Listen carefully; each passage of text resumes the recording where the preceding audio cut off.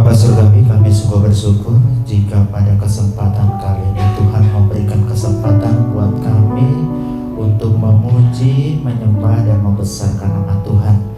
Saat ini tiba waktunya bagi kami untuk mendengarkan suara Tuhan. Urapan baru kami perlukan.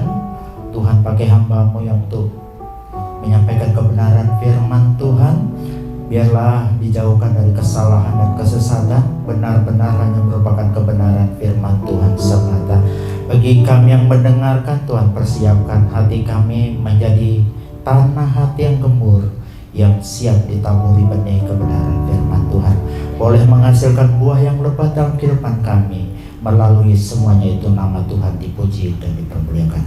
Terima kasih Tuhan, kami sambut firman-Mu dalam satu nama, yaitu Tuhan kami Yesus Kristus. Kami sudah berdoa dan bersyukur. Amin. Silakan duduk.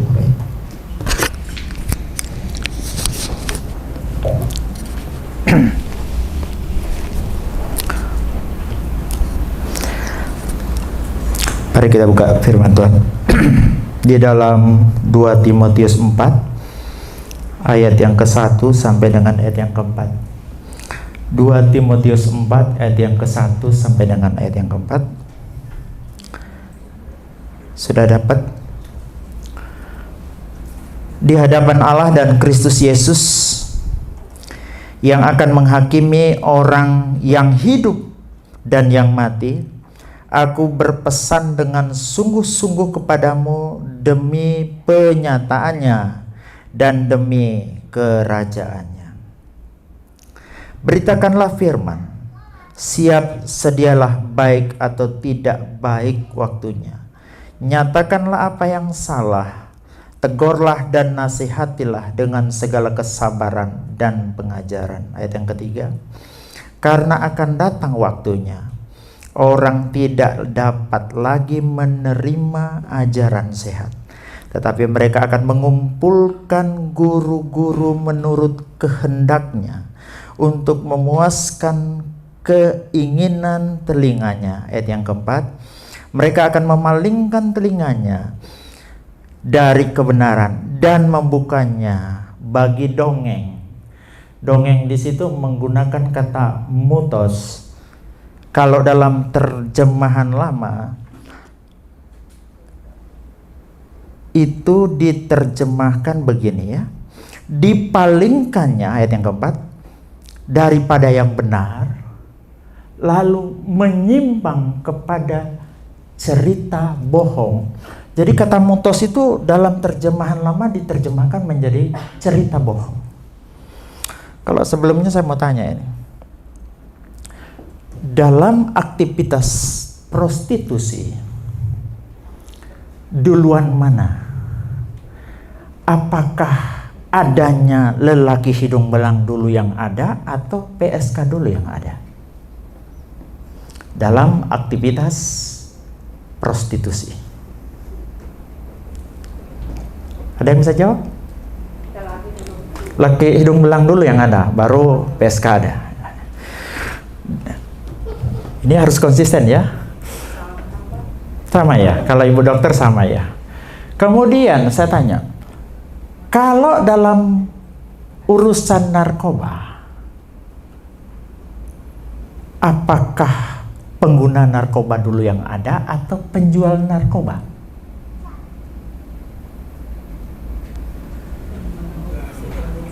Ya, penjual dulu yang ada. Berarti tadi pembeli dulu yang ada duluan menurut Bu Edi ya. Bu dokter bilang sama ya. Jadi laki-laki hidung belang itu pembeli, PSK itu penjual. Kalau Bu dokter katakan sama. Saya tanya sekarang, mana lebih duluan? Orang yang mengajarkan ajaran palsu atau guru-guru palsu, atau orang yang senang dengan ajaran palsu?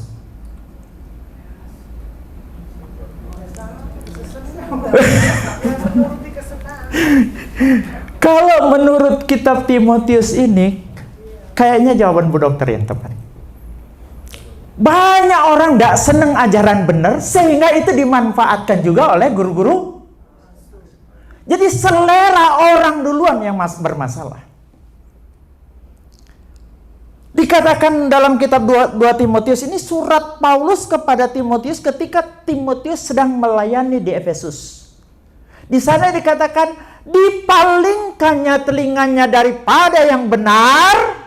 Jadi selera orang pertama itu berubah. Senangnya itu kepada yang tidak benar. Ini kemudian dimanfaatkan oleh guru-guru palsu untuk mencari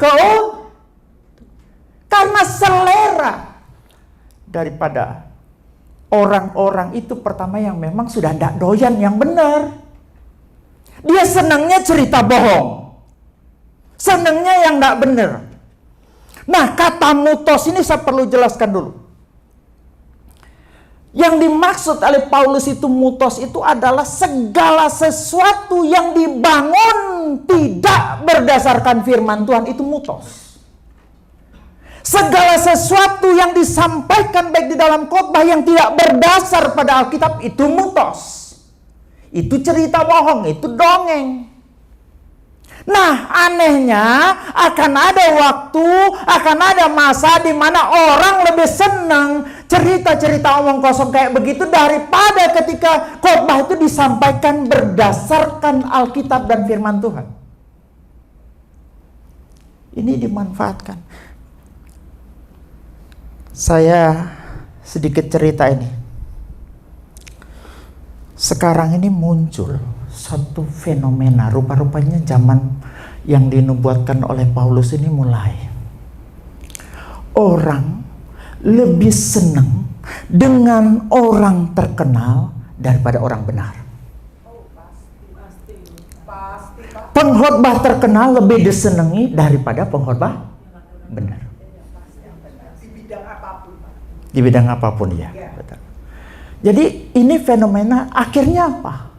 Gereja-gereja yang dikelola dengan model bisnis akan selalu mengundang orang terkenal untuk membuat gerejanya kelihatan penuh. Apa yang terjadi sebenarnya? Apakah sebuah pertumbuhan? Ini kebetulan saya sedang belajar mata kuliah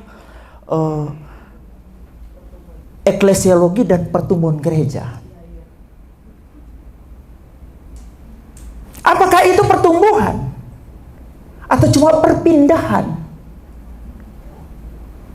Karena selera orang tertarik kepada orang-orang Makanya suatu cara yang dilakukan oleh gereja semacam itu adalah apa? Cari orang terkenal meskipun tidak benar. Yang penting gerejanya tetap kelihatan eksis. Tapi yang ideal itu kalau dapat terkenal dan benar. Tapi kan susah dapat. Sudah terkenal benar. Kalau benar tapi tidak terkenal, tidak dipakai juga. Karena tidak akan menyedot keuntungan. Kalau gereja itu memang dikelola dengan sistem bisnis. Jadi Bapak Ibu, inilah fenomena yang terjadi saat ini. Makanya kalau di sini, di Surabaya Timur ini orang senangnya kopi, tidak mungkin saya buka warung teh. Pasti kita akan buka warung. Begitu juga gereja-gereja yang menjamur sekarang karena seleranya orang dongeng. Yang dicari pendeta yang pinter dongeng. Betul? Jadi makanya pada kesempatan kali ini Bapak Ibu kita harus tahu dulu apa itu firman Tuhan. Supaya kita mengerti benar tentang kebenaran apa. Prinsip-prinsip apa yang terkandung di dalamnya. Makanya pada kesempatan kali ini saya akan membagikan 4 fakta Alkitab tentang firman Tuhan. Yang pertama,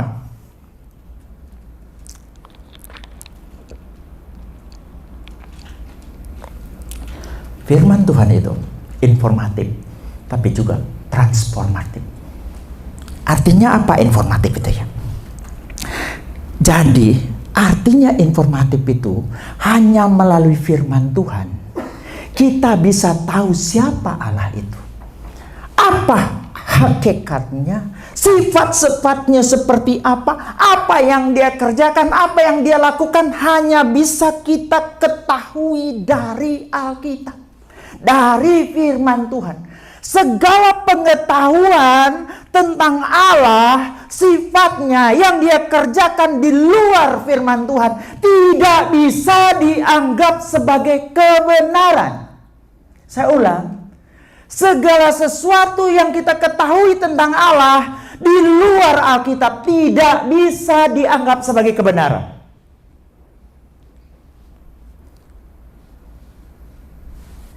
Dengan kata lain, segala hal tentang Allah yang tidak bersumber dari firman Tuhan dipastikan bukan Allah yang benar. Bisa jadi itu hanya imajinasi manusia, halusinasi belaka. Tidak mungkin bisa dianggap sebagai sebuah kebenaran.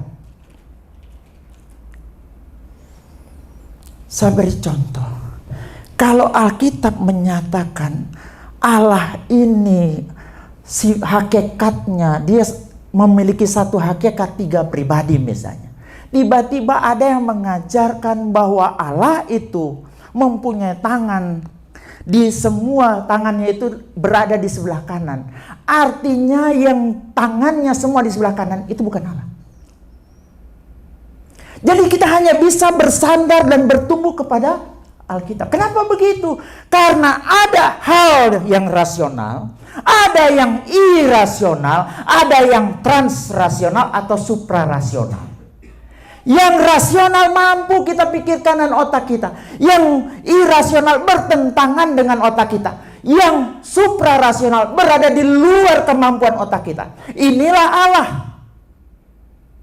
Allah yang kita kenal hanyalah Allah yang sejauh mana menyatakan diri kepada kita. Allah yang sejauh mana memperkenalkan dirinya kepada kita melalui firman. Kalau ada yang ngajarin sorga berbeda dengan apa yang diajarkan Alkitab, itu bukan sorga yang benar. Kalau dia mengajarkan sorga di mana kita di sorga nanti hanya kerjanya menggagahi 72 bidadari, itu bukan sorganya Kristen. Itu sorganya orang dari goa. Benar? Kalau ada yang ngajari bahwa kita di neraka nanti disiksa oleh iblis, itu bukan konsep Alkitab. Iblis juga ikut disiksa, ngapain dia nyiksa? Kalau begitu, ibu dokter pernah bilang lebih baik kita jadi iblis karena minimal sama-sama di neraka, tapi kita punya pekerjaan tambahan. Benar nggak? Menyiksa orang yang di neraka. Jadi segala sesuatu yang diceritakan yang tidak bersumber dari Alkitab jangan dipercaya. Ini prinsip yang harus kita mengerti.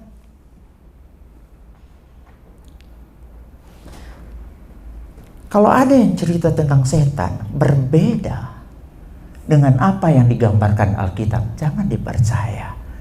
Karena informasi yang benar tentang Allah, informasi yang benar tentang surga dan neraka, informasi yang benar tentang setan maupun malaikat, hanya kita bisa dapat dari sumber yang benar, yaitu dari firman Tuhan.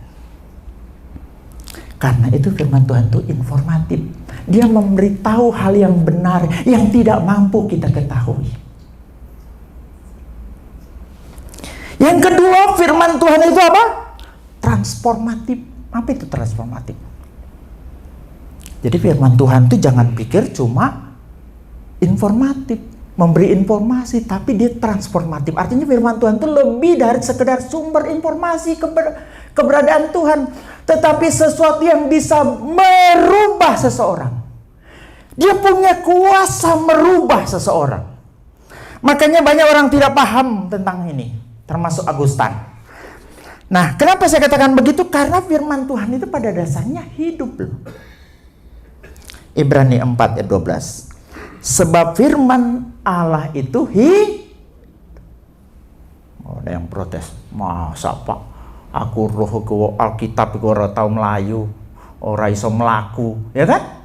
Bagaimana mungkin dia hidup sedangkan dia tidak bisa bergerak, tidak bisa bikin apa-apa, kok bisa bilang bahwa Alkitab itu? Yang bilang Alkitab firman Tuhan itu hidup itu bukan saya, tetapi Alkitab sendiri. Sebab firman Allah itu hidup. Saya perlu jelaskan. Dalam bahasa Yunani, hidup itu ada dua. Satu itu bios, Dari kata bios ini kita sering dengar biologi. Ya.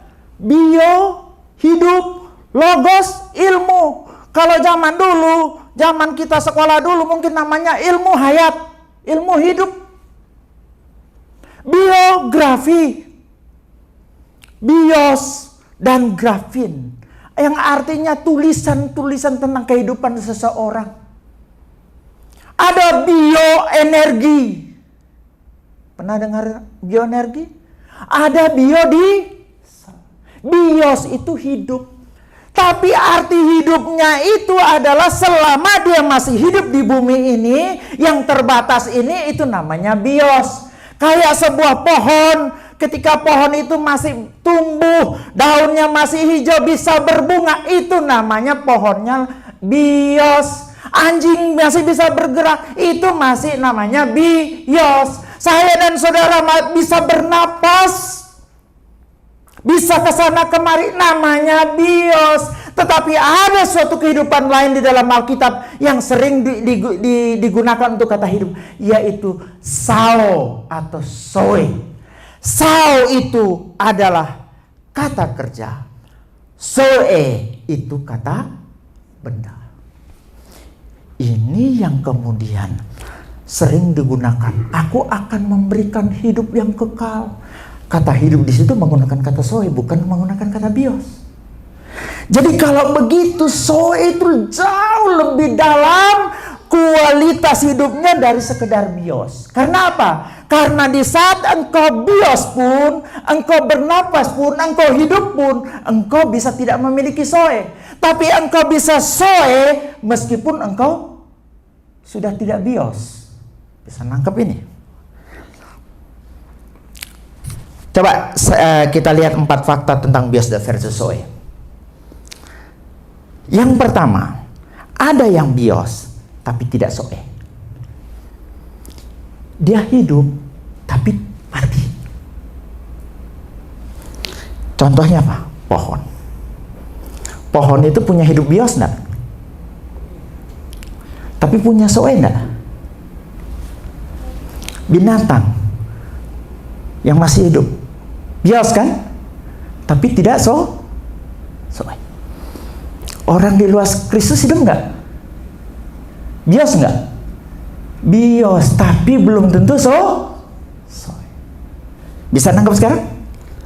Kemudian ada yang bios dan juga ada yang soe.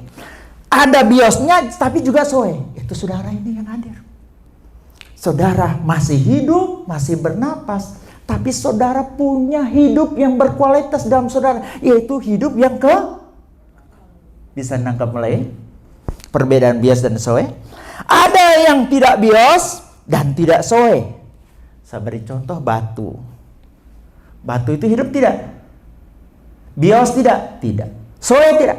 Tidak. Mimbar ini tidak bios, tidak soe. Orang yang mati, sudah mati ini, kemudian matinya di luar Kristus, itu tidak bios, juga tidak soe. Jadi saya mulai nangkap. Kemudian ada yang tidak bios tapi soe, mati tapi hidup. Ayo coba kita buka dalam Yohanes 11 ayat 25. Tetapi Yesus berkata kepadanya, akulah yang memberi kebangkitan hidup. Setiap orang yang percaya kepadaku akan tetap apa? Soe, walaupun dia sudah. Artinya, saudara dan saya di dalam Kristus, meskipun engkau sudah tidak bios lagi, tapi engkau soe. Bisa nangkap ya? Ini juga yang terjadi dengan firman Tuhan. Firman Tuhan itu memang kelihatan mati, tetapi sebenarnya dia itu makanya dia mempunyai kuasa merubah. Firman Tuhan itu memang kelihatan mati dan tapi sebenarnya hidup. Karena Alkitab sendiri yang menyatakan begitu. Makanya jangan kaget. Satu saat Agustan. Ini tidak salah bersaudara dia dengan siapa namanya? Donditan saya tidak tahu karena semua paham setan belakang ya. Jadi ada Tan, Agustan gitu, dan Donditan. Dia pernah mendemonstrasikan di YouTube. Ditempelnya Alkitab itu di pantatnya.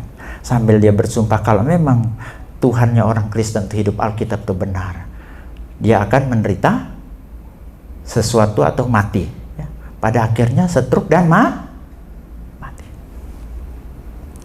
Dia tidak tahu, dia berurusan dengan sesuatu yang hidup. Bisa nangkep? Voltaire, saya punya segudang cerita orang-orang yang coba menghina firman yang hidup itu. Voltaire ini adalah orang Prancis. Suatu saat dia bilang begini, dia ini kan seorang filsuf, anti Kristen. Dia menganggap Kristen itu menjajah kebebasan berpikir orang. Yang pada akhirnya dia bilang begini, 100 tahun setelah kematian saya mau katakan kepada saudara semua, bahwa Alkitab itu akan lenyap. Tidak ada lagi orang yang membaca Alkitab. Alkitab itu tidak akan pernah dibaca orang lagi. Bapak Ibu tahu apa yang terjadi 100 tahun kemudian? Rumahnya dibeli. Kayak di Indonesia ada lembaga Alkitab Indonesia begitu, dibelinya. Kemudian dijadikan tempat percetakan Alkitab. Dia, Voltaire, Augustin tidak tahu bahwa firman Allah itu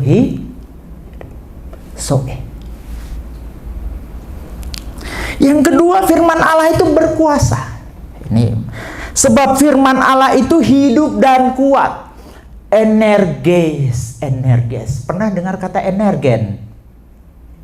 Hah? Minuman energen tuh, pemberi energi. Ya. Oh iya, baterai energi. Ya betul Bapak Dokter ya. Jadi artinya kalau kita lihat ini dalam terjemahan lain, coba kita lihat. Firman Allah itu hidup berkuasa. Terjemahan lama, terjemahan firman Allah yang hidup, kuasa yang hidup, langsung digabung. NIV bilang aktif ya. Kemudian NKJV bilang powerful. Firman Tuhan itu selain hidup, berkuasa, powerful. Ini harus kita mengerti baik-baik. Jadi jangan pernah berpikir firman Tuhan itu tidak hidup dan tidak berkuasa, hanya benda mati. Selanjutnya, ini punya makna ya, powerful tadi, bahwa dia itu aktif, tidak pasif.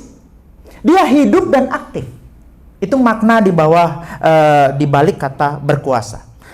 Yang selanjutnya, firman Tuhan itu tajam. Bapak Ibu, saya kan senang dengar cerita pedang apa sih yang paling hebat di muka bumi ini. Pertama itu pedang katana. Katana itu Bapak Ibu tahu tajamnya. Coba kasih naik lagi satu, ya ini pedang. Jadi dipakai oleh para samurai. Ya, samurai itu orangnya, pedang katana itu nama pedangnya. Pedang ini bisa ditebaskan begini, pelor terbelah. Konon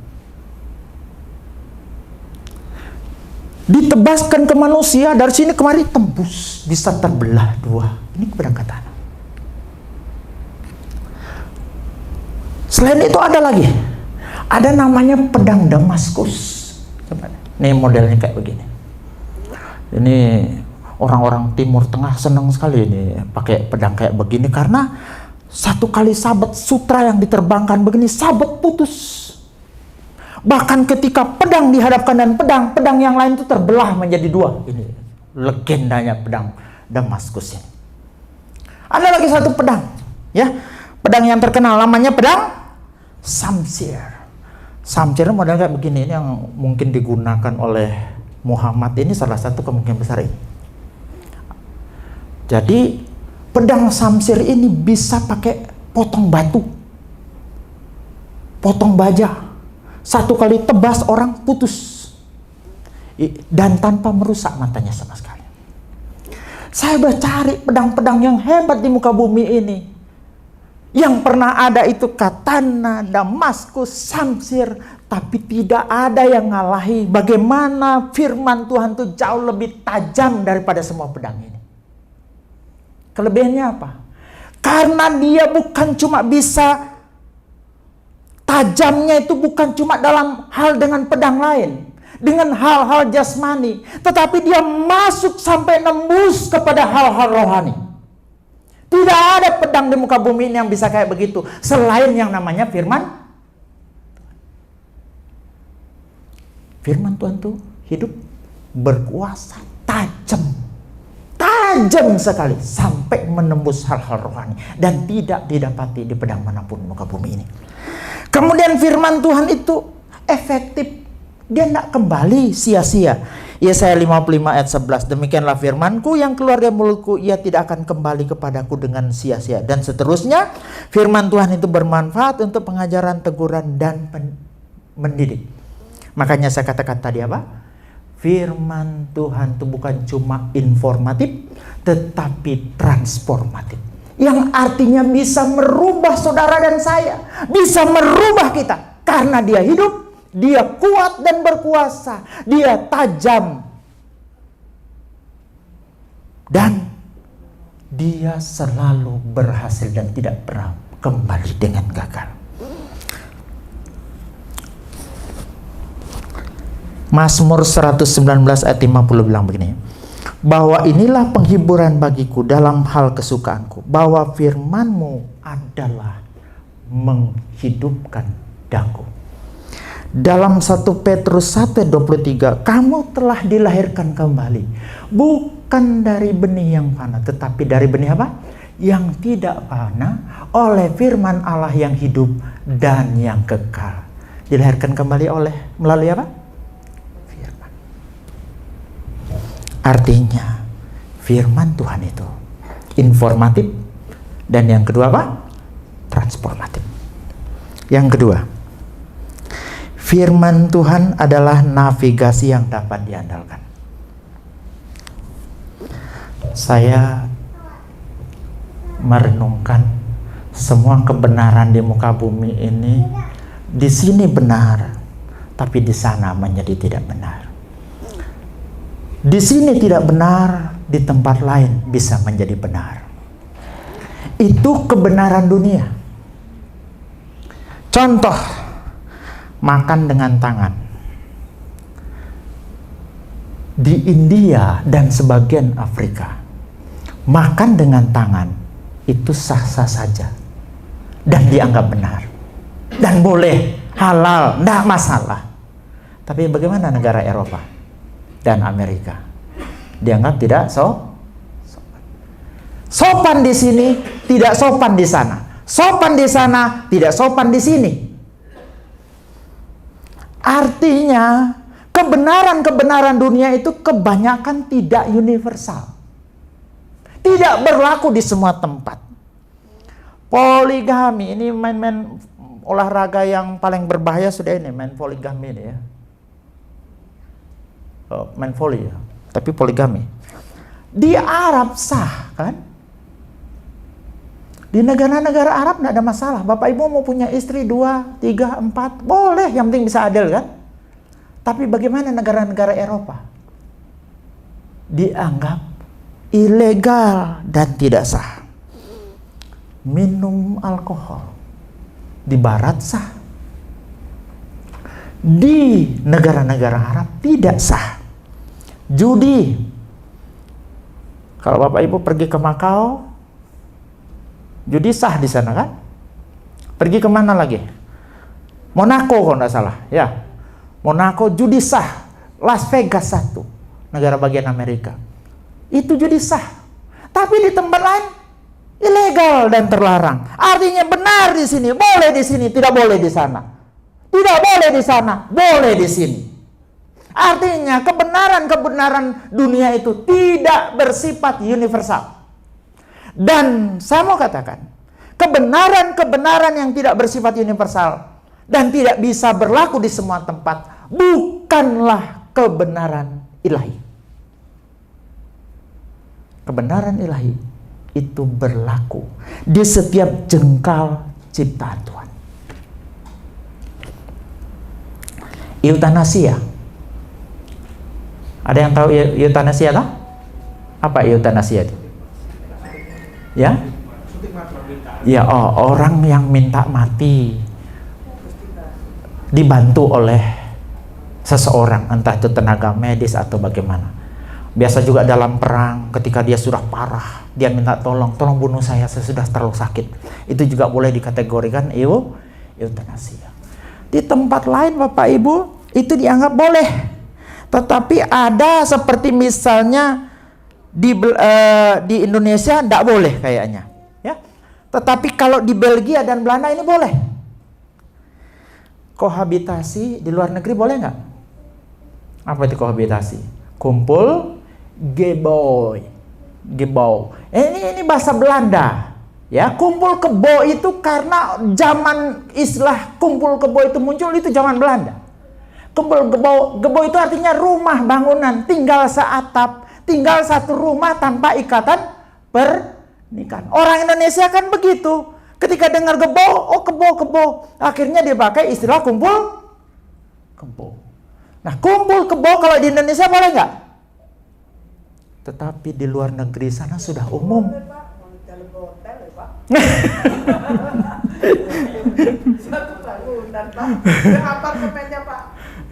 Ya, dalam arti ada semacam ikatan pernikahan yang tidak resmi. Ya, kalau cuma tinggal satu apartemen tapi kita tidak bikin apa-apa, artinya tidak ada hubungan apa-apa, ya Bu, tidak masalah ya. Tapi ini dalam pengertian dia kayak suami istri tapi tanpa ikatan pernikahan. Kalau di Indonesia kan pernikahan itu harus dua ya, wajib yang dipenuhi. Satu, Bapak Ibu harus nikah di hadapan Tuhan. Yang kedua, nikah di hadapan pemerintah. BS, pencatatan sipil harus urus N1 sampai N2, N3, N4, N5. Saya tahu karena saya mantan lurah. Ya kan?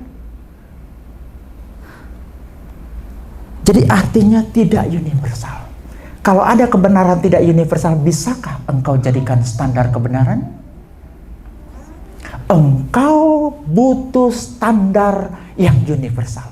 Bisa berlaku di sini, bisa berlaku di sana. Benar di sini, benar di sana. Benar di sana, benar di sini. Itu yang kita butuhkan. Dan itu hanya bisa dipenuhi oleh firman Tuhan. Yang kedua, sekarang benar, besok menjadi tidak benar. Tadi benar di sini, benar di sana. Artinya tidak universal. Sekarang benar, besok bisa menjadi tidak benar. Ini artinya kebenarannya tidak kemarin benar, sekarang tidak benar. Sekarang benar, besok tidak benar. Ini namanya kebenaran yang tidak kekal. Kebenaran yang tidak kekal tidak bisa dijadikan panduan, navigasi dalam hidupmu. Engkau butuh navigasi yang memiliki kebenaran yang kekal. Pernah dengar istilah humor? Ibu dokter pasti tahu. Zaman dulu Bapak Ibu ada yang namanya, menurut mereka, kalau penyakit itu disebabkan oleh ketidakseimbangan humor. Humor itu apa? Humor itu pertama darah, yang kedua lendir, yang ketiga itu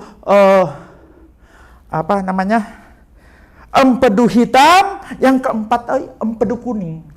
Darah, lendir, empedu hitam, empedu kuning, ini disebut humor. Kalau humor ini tidak seimbang, ini menimbulkan penyakit. Makanya orang-orang zaman dulu, kalau mereka sakit, yang dilakukan adalah seperti membuang darahnya, ngetap darahnya, supaya kembali seimbang. Ngetap darah ini, membuang darah ini, dalam rangka menyeimbangkan supaya kesehatannya pulih kembali. Disebut dengan bloodletting. Bloodletting ini dipraktekkan pada tahun 1799 kepada seorang presiden Amerika bernama George Washington. Gara-gara cuma sakit radang tenggorokan, George Washington darahnya ditap, dibuang 40% darahnya. Yang mengakibatkan apa? Pada tanggal 14 Desember tahun 1799, George Washington meninggal dalam usia 67 tahun gara-gara bloodletting. Artinya apa? prinsip keseimbangan humor dianggap benar zaman dulu. Tapi sekarang tidak benar. Dulu benar, sekarang tidak benar. Ini artinya kebenarannya tidak bisa nangkap. Kebenaran yang dibutuhkan itu untuk menjadi navigasi dalam hidup kita itu adalah kebenaran yang sifatnya kekal, terus menerus konsisten. Dulu benar, sekarang benar, sampai kapanpun benar. Dan itu hanya bisa dipenuhi oleh firman Tuhan.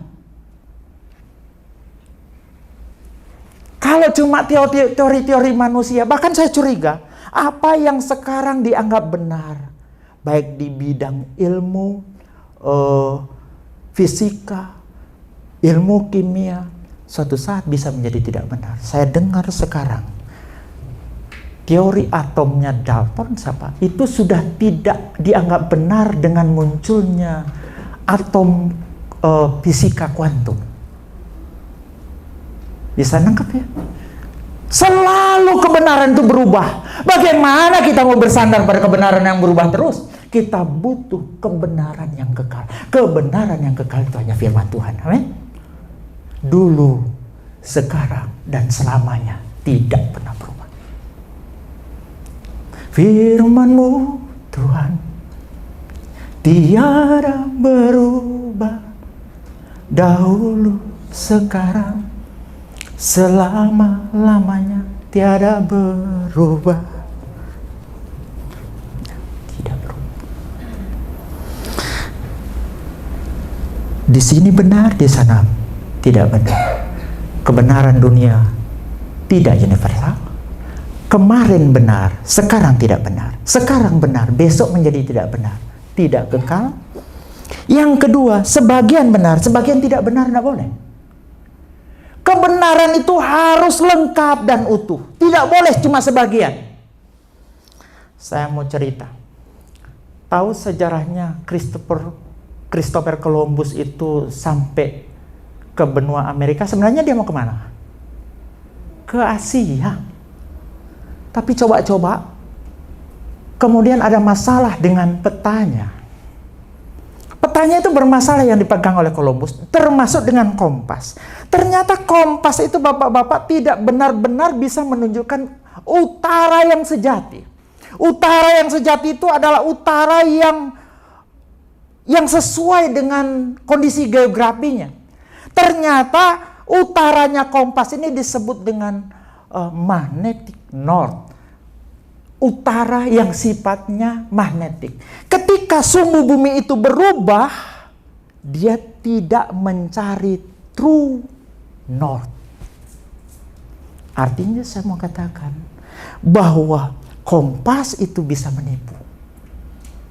Tidak ada navigasi di bumi ini sempurna. Pernah dengar tentang, pernah punya lihat peta bumi enggak? Ya. Ini satu. Peta bumi ini bohong. Peta bumi ini bohong sekali.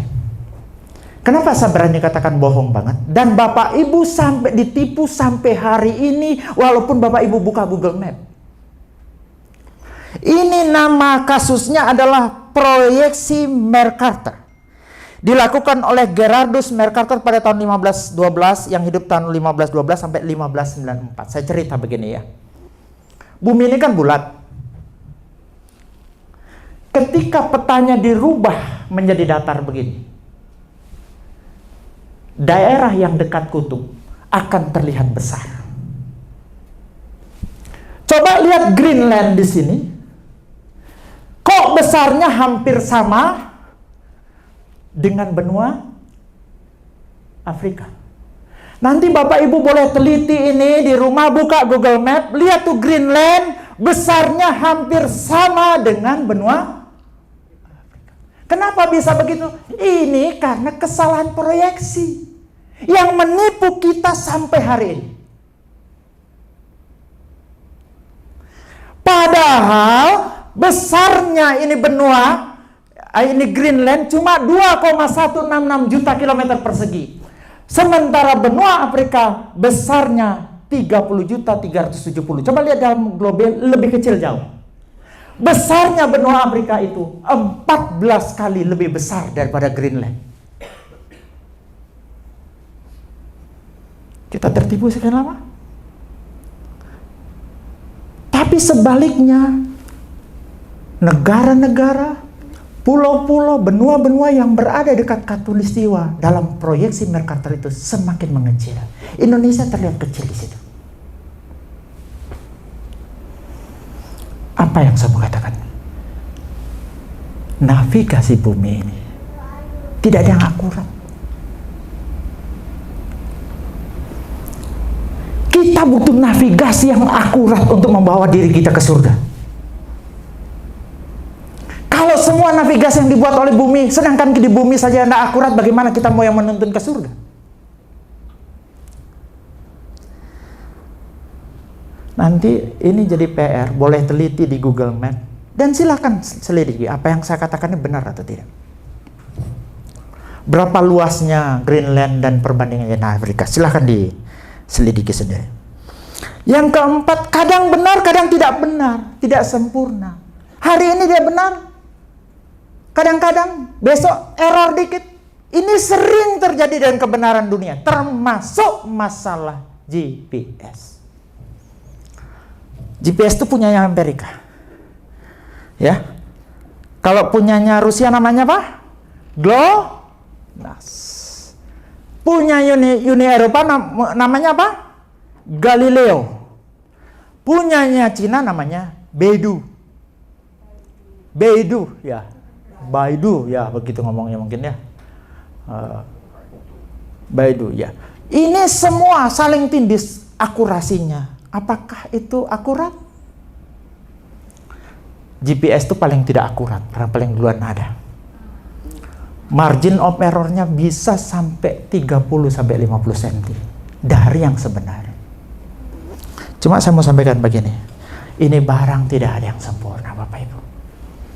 GPS pernah error. Ini dibuktikan pada suatu penerbangan terjadi dengan Korean Airlines atau KAL. Flight 007. Pesawat ini terbang dari Amerika menuju ke Seoul. Singgah di Alaska. Sampai di Alaska normal-normal saja. Tidak ada masalah. Anehnya ketika dia terbang dari Alaska menuju ke Korea, dia ini pesawat ketika minta izin naik lebih tinggi dari 30.000 naik ke 33.000, dari 33.000 kaki naik ke 35.000 kaki, diizinkan oleh yang berwenang. Ternyata ini pesawat melenceng ke kanan sejauh 500 km karena persoalan navigasi, GPS-nya bermasalah. Apa yang terjadi? Pesawat ini melenceng masuk ke daerah Soviet yang pada akhirnya Uni Soviet mengeluarkan Sukhoi 15-nya dan kemudian menembak jatuh pesawat penumpang ini. Ini terjadi pada tanggal 1 September 1993 yang menewaskan salah satu anggota Kongres yang bernama Larry McDonald. Apa yang saya mau sampaikan di sini? Semua yang di muka bumi ini bisa error.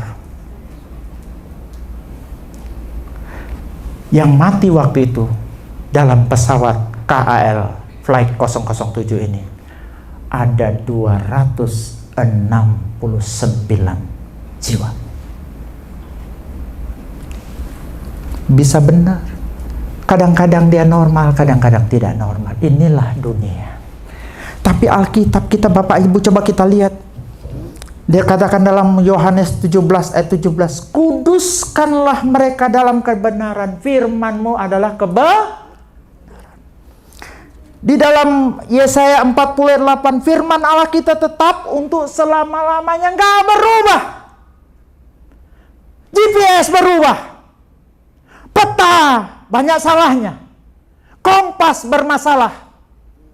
Tetapi firman Tuhan tidak berubah dan selalu benar untuk selama-lamanya. Navigasi yang bisa diandalkan cuma firman Tuhan. Engkau tidak boleh punya navigasi apapun selain firman Tuhan, karena tidak bisa diandalkan. Kenapa tidak bisa diandalkan?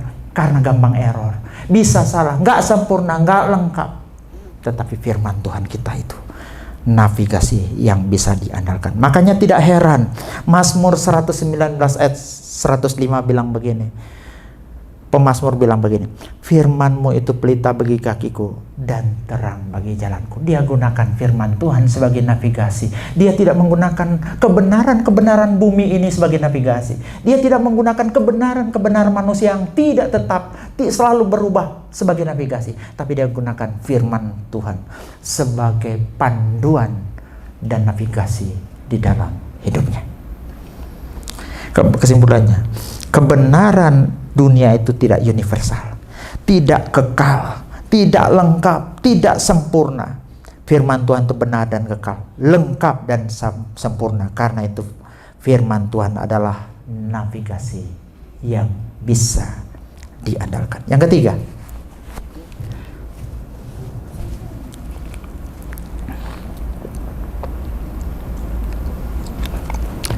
pertama tadi, firman Tuhan itu informatif dan transport.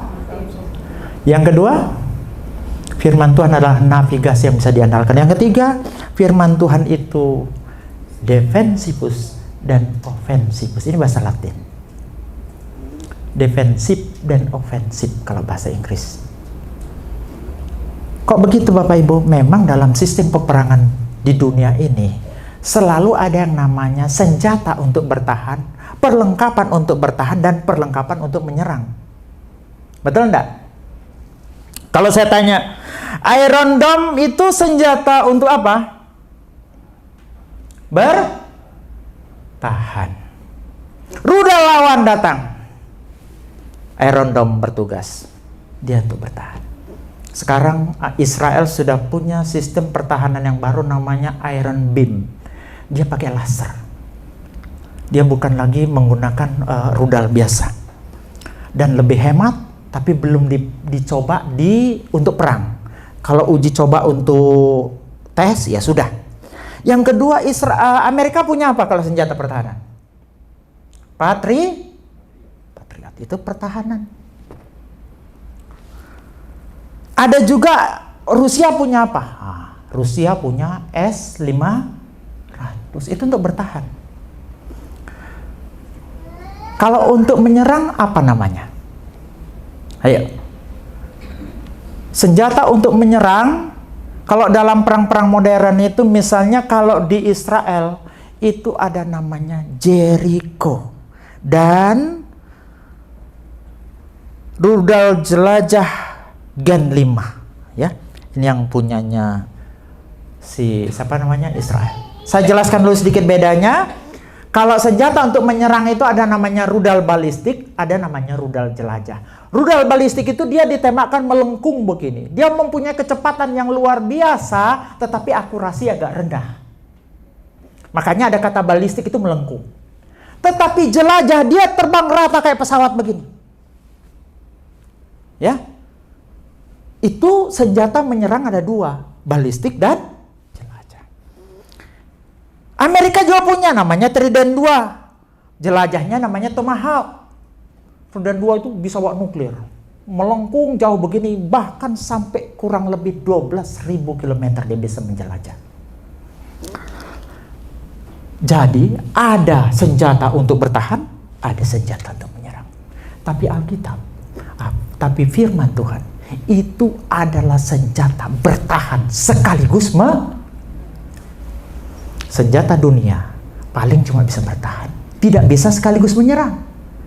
Cuma bisa menyerang, tidak punya kemampuan untuk bertahan. Tetapi senjata yang bernama pedang roh, yaitu firman Tuhan, dia bisa bertahan dan bisa untuk menyerang. Coba kita lihat.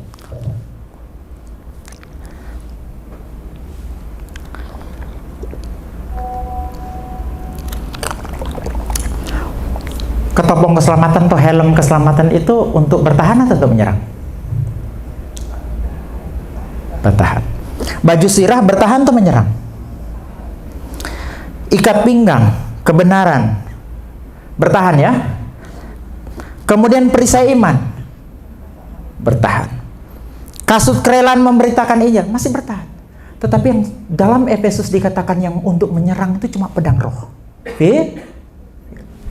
Nah, di mana kita bisa tahu bahwa ternyata firman Tuhan itu juga bisa untuk bertahan? Dalam kasusnya Yesus ketika dicobai oleh iblis. Coba kita lihat satu-satu. Ketika dia dicobai untuk merubah batu jadi roti, dia gunakan firman Tuhan untuk menjawab. Dia bertahan. Kemudian ketika dibawa ke bumbungan bait Allah, suruh melompat dari sana, dia gunakan firman Allah untuk menjawab. Dia masih bertahan. Kapan dia menyerang? Ketika dia bilang, "Oh, nyala engkau iblis." Mau dia bacakan lagi firman Tuhan. Jadi di sini dalam kasus Yesus dicobai, firman Tuhan digunakan untuk bertahan, tapi sekaligus juga bisa untuk dan ini kita cuma bisa dapat di dalam firman Tuhan. Senjata secanggih apapun, kalau bertahan ya bertahan, kalau menyerang ya menyerang. Tapi firman Tuhan bisa untuk bertahan sekaligus menyerang. Kurang bagaimana? Masih malas mau dengar firman? Masih lebih suka dongeng? Ya kan? Kalau cerita dongeng-dongeng yang tidak ada dalilnya, orang Islam bilang. Jadi kalau kita ngomongin Alkitab, kita ngomongin Tuhan, kita ngomongin keselamatan, kita ngomongin malaikat, ngomongin setan, ngomongin apapun, itu harus berdasar pada Alkitab. Harus ada dalilnya dari Alkitab. Tidak ada dalilnya, itu dongeng. Ya, tidak ada ayatnya, bahasanya orang Kristen, itu dongeng, cerita bohong. Jadi sekarang saya mengajak jemaat di sini lebih lagi untuk mengerti firman Tuhan. Jangan percaya dengan dongeng-dongeng. Kemarin soalnya ada yang jual minyak urapan. Dia ngomong siaran langsung ini. Saudara, mari saya berdoa pada Bapak Ibu, dosamu diampuni sejak engkau minum minyak ini. Loh, ini ajaran dari mana kok minyak kok bisa ngampuni? Lah kalau kita tidak ngerti firman Tuhan, apa tidak terkecoh kita?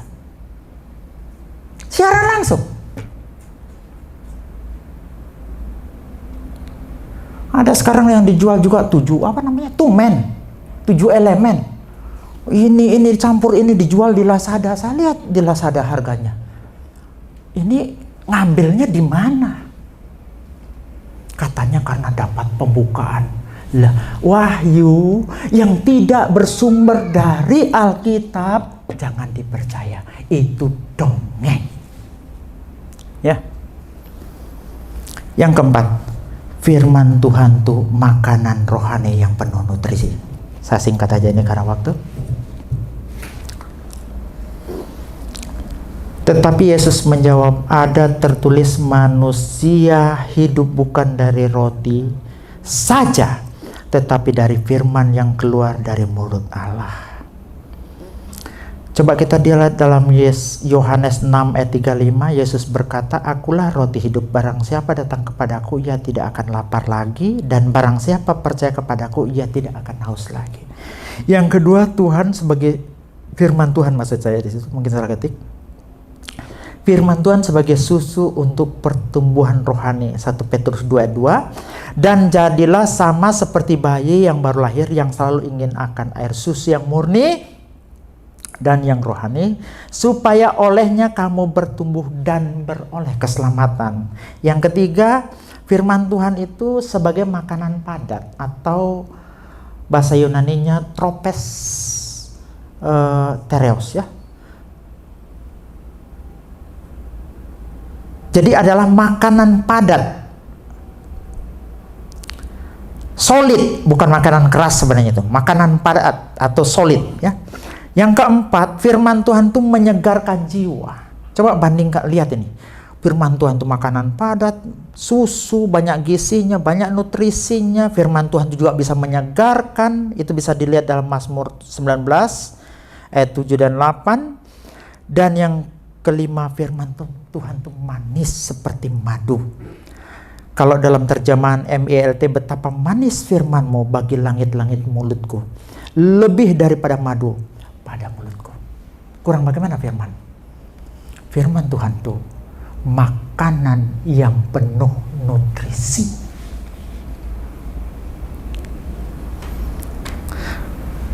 Saya cuma mau bilang begini, firman Tuhan itu adalah,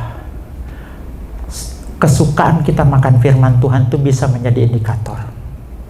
Kalau ada orang tidak doyan makan firman, kemungkinan besar dia sakit. Sama seperti anak kita kalau lagi sakit tidak mau makan, tidak mau makan. Semua dia rasa tidak enak. Yang kedua, akibatnya apa? Dia akan tidak bertumbuh. Ada yang namanya gizi buruk. Rohani kita juga bisa gizi buruk kalau kita tidak doyan makan. Saya tanya, satu hari baca Alkitab berapa kali? Saya kan sibuk, jadi saya nggak sempat baca. Puji Tuhan kalau memang seperti itu. Jadi banyak orang tidak doyan firman. Setelah di gereja pun sudah ke gereja males, ya. Di gereja tidak kuat dengar firman, dengar khotbah setengah jam sudah mulai garuk-garuk kaki, macam-macam polanya. Tidak selera dengan firman Tuhan. Kalau khotbah yang guyon-guyon, ketawa-ketawa, lebih baik kita sewa stand up komedi. Besok lusa kita undang Mongol, Ibu Dokter, ya. Supaya kalau memang seleranya seperti itu. Ya sudah. Jadi kita undang juga, Bu Dokter. Kalau memang selera kita memang cuma guyon. Dari ujung ke ujung ketawa, ya. Yang ketiga, selera makan saudara dan saya itu bisa menjadi indikator saudara orang mana. Siapa yang suka bubur Manado? Saya pastikan dia orang Indonesia Timur, orang Manado. Siapa suka papeda? Pasti orang Ambon. Ya toh? Siapa yang suka rujak cingur? Ya pasti orang Surabaya. Kalau saudara tidak suka firman Tuhan tapi suka dongeng, kewargaan saudara bisa ketahuan. Amin. Kalau saudara warga kerajaan surga, selera makan kita adalah firman Tuhan yang penuh nutrisi, yang baik buat pertumbuhan rohani kita.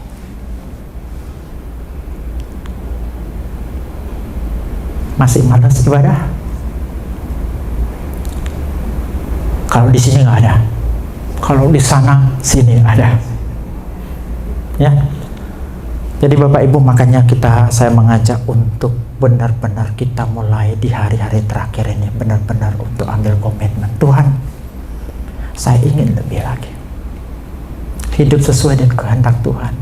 Hidup sesuai dengan kebenaran firman Tuhan. Karena saat ini saya mengerti Tuhan apa itu firman-Mu. Firman-Mu itu adalah informatif dan transformatif. Firman-Mu itu adalah navigasi yang bisa diandalkan. Firman-Mu adalah apa yang ketiga? Waduh, lupa ya. Yang pertama dia informatif dan transformatif. Yang kedua, navigasi yang bisa diandalkan. Yang ketiga, saya aja lupa. Senjata defensivus dan offensivus. Bertahan dan menyerang. Yang keempat adalah makanan yang penuh, makanan rohani yang penuh nutrisi. Tuhan Yesus memberkati.